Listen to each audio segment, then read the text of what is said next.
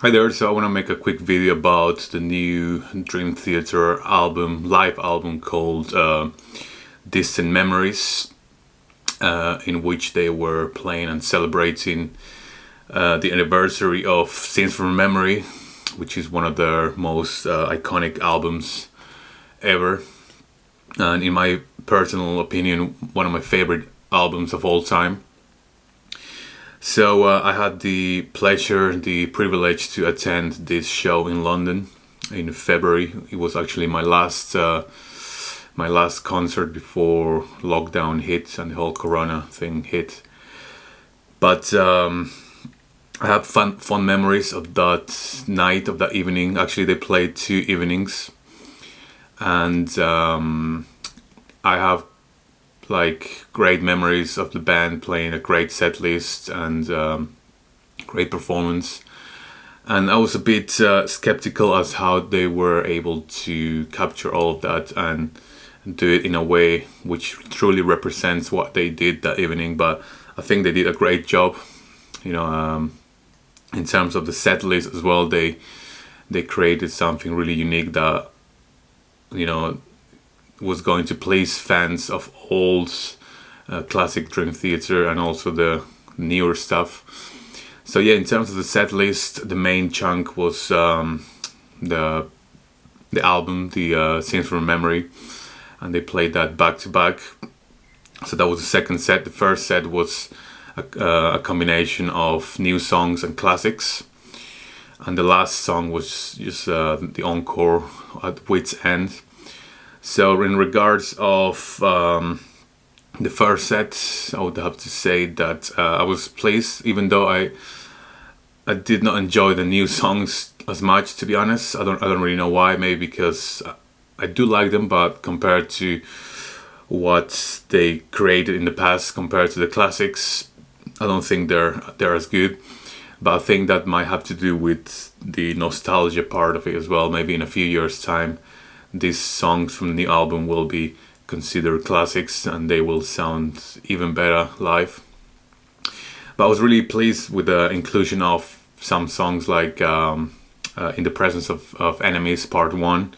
I don't think they've played that in a long time, and that's one of my favorite songs of theirs. Also probably my top 3 favorite song, A Nightmare to Remember.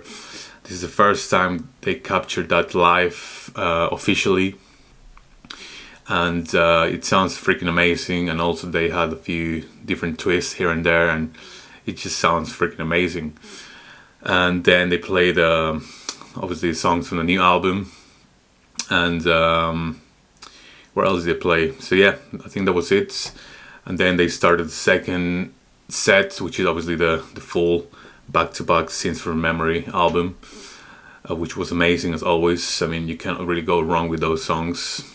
And then the final song at Wits End, which again, like, I'm not really excited about those songs, even though they sound great, and I'm sure they will sound even better in the future. But I have to say, in terms of the performance, everyone was on point. James LaBrie sounds like he's been sounding for a few years now. I think he sounds great on some songs, especially the ones with a lower register. But then he obviously struggles quite a bit with the higher register songs, and I think that's something that we fans are getting used to. And again, like, I don't know how much post processing was done on his voice, but he sounds quite decent in the high parts, but the low parts sound really amazing, I think. Especially in the Presence of Enemies, I think he sounds as good as the record, even better, I think, in my opinion.